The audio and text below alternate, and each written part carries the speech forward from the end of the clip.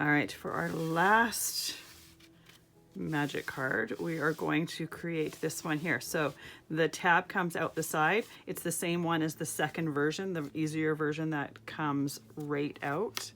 But we're also going to step it up, and we are going to emboss the image both on the watercolor paper as well as the acetate. So I'm going to do the watercolor paper first. Position the stamp on here. I'm just making sure that that little hanger thing is facing up.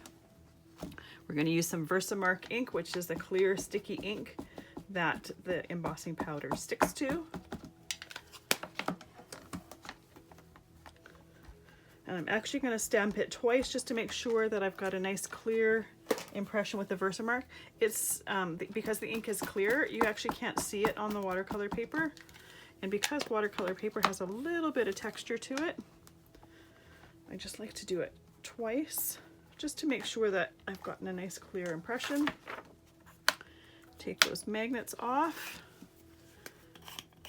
and put our powder on here. So do this on a scrap piece of paper. Any of that excess powder can come right off and go right back into the jar. And I like to flick the paper to get any of the excess that's not sticking to ink off.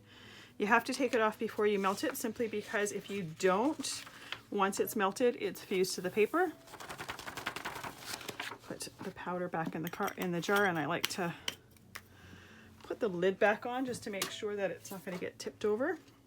So use a heat gun to melt that powder.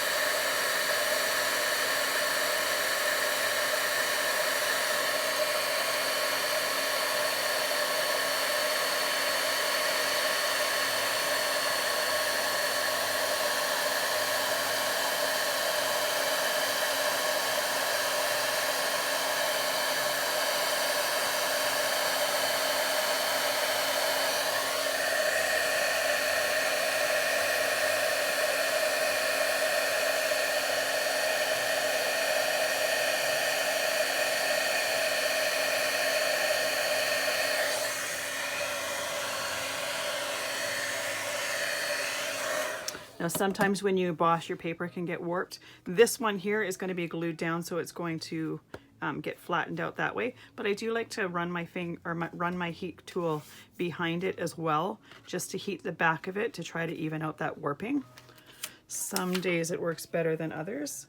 So now I'm going to put my acetate piece in, and I'm just going to leave it well, actually I'm going to put it right into the corner. Just so that if I don't get a clear impression the first time, I can do it again. And once again, my acetate is bigger than my opening, so I've got a little bit of excess there.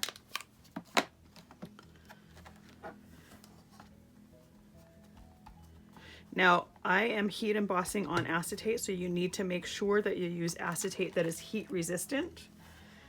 And the acetate is actually quite easy to see the impression of the stamped image on there. So you can make sure that you've got a nice clean image. Now the one thing that I was going to do before I stamped on here was use my anti-static tool before time so that the static didn't get attracted to the acetate. Because I didn't do that, there's a few spots on the inside of the ornament there that it wants to stick to. So once again, I'm just flicking the acetate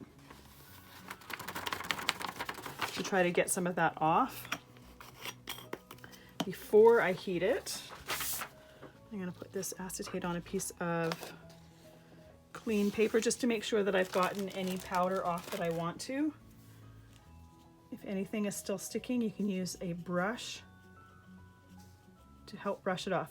Now you have to use heat resistant acetate, because otherwise, I mean, acetate being plastic, when I use a heat gun, it's just going to warp.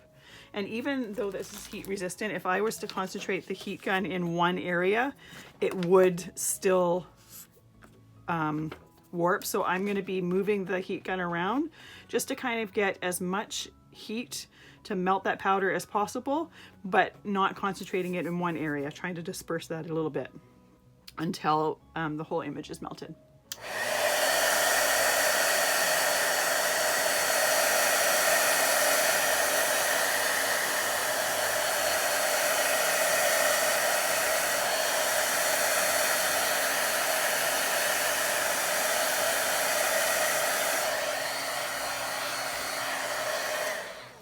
There we go.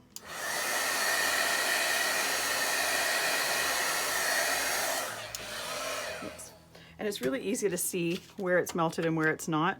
Once it's melted, it goes from being like a dull, granular looking powder to a clean, shiny, glossy gold outline. So our embossed piece can be put aside for the moment, and we are going to watercolor our little angel here. Now there's not a whole lot of different colors on this one. Where's my piece of paper towel? There it is. The paper towel, I just keep reusing it over and over again. Once it's dry, it's basically used to clean your brush, and once it's dry, you can keep reusing it. So I will regularly reuse that same piece for quite a long time, actually. So same as before, I'm putting the color where I want it to be darkest in the area, and then I'm wiping my brush off and spreading that color out. And I'm using the same tattered rose for the skin on this little guy as well.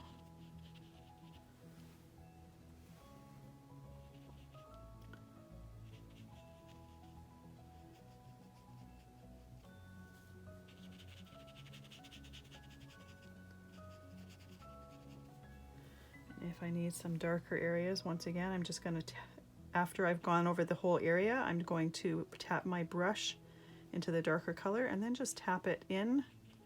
Because that whole area is wet, it will start to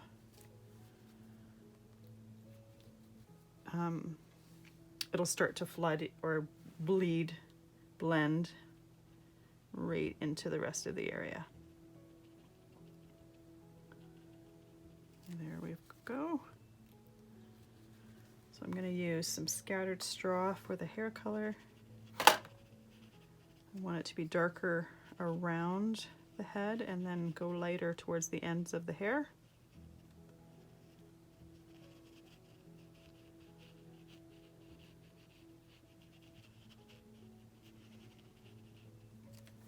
And obviously you can do whatever hair color you're wanting. And then I'm going to use my red color Festive Berries for that little piece of cloth. Really, obviously that cloth can be whatever color you wanted it. I just wanted it to be some sort of color so that it had, this image had a bit of a pop of color in it.